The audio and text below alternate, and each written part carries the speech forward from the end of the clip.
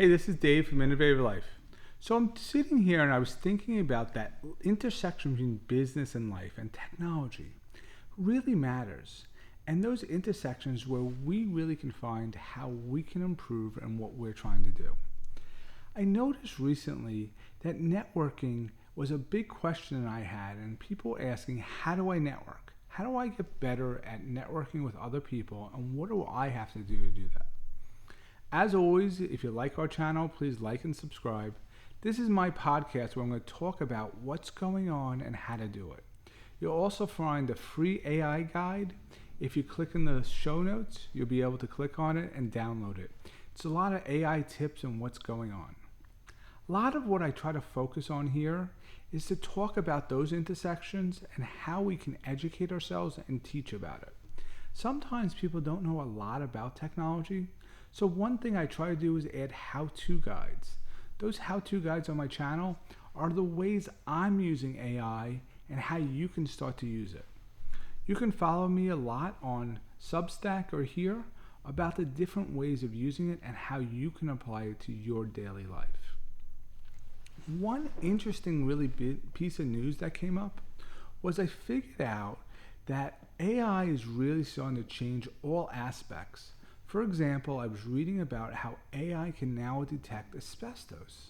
If I start thinking about it, detecting asbestos is really important because when you need to clear it out, you have to go in a clean room, put a mask on and everything else, and it really can get everywhere.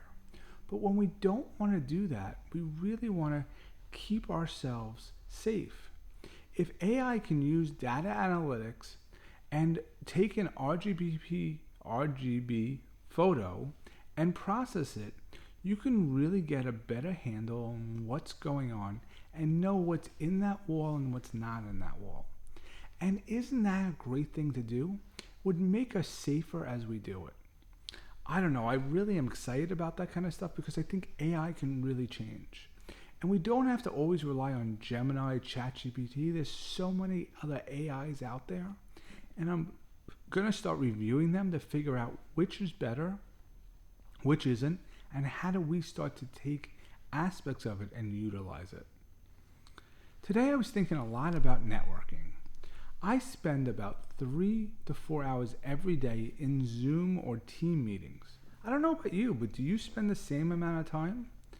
As we do that, if we spend so much time in team meetings, we're not able to better understand and network with people.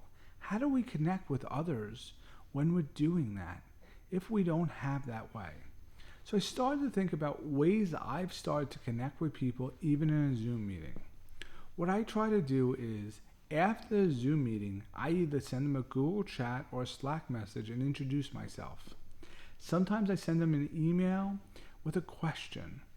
And then I start a conversation with them so that I can build a conversation and build a relationship with those people. If I'm stuck in this little box all the time, how do I connect with them? There's no good way. But if I come with some way of doing it, or sometimes I'll set up a private Zoom, just one-on-one, and I ask them questions. And then you notice if you're doing a one-on-one Zoom, things will start to develop and you can ask other questions about their jobs, what they do, and everything else. And I find that so worthwhile, and I think it's a great way of networking. I like networking in person, and I usually invite the person out for a cup of coffee.